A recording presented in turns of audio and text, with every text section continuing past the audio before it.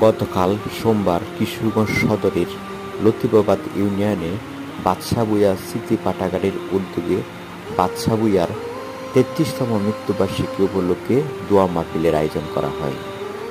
অনুষ্ঠানে বাবুল ভূঁইয়ার সভাপতিত্বে বাদশাহ ভূঁইয়ার জীবনী ও স্মৃতিচারণ আলোচনায় অংশ নেন কামরুল মহিউদ্দিন ওয়েলফেয়ার ট্রাস্টের সভাপতি প্রফেসর ডাক্তার মহিউদ্দিন আহমেদ, কিশোরগঞ্জ জেলা বেসরকারি গণগ্রন্থাগার সমিতির সভাপতি মোহাম্মদ রুহুল আমিন, সাধারণ সম্পাদক স্বপন কুমার বর্মন, এলাকার মুরব্বীগণ।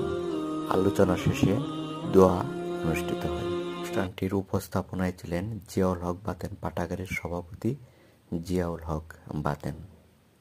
অনুষ্ঠান শেষে বিজয়ীদের হাতে পুরস্কার তুলে দেন অতিথিবৃন্দ।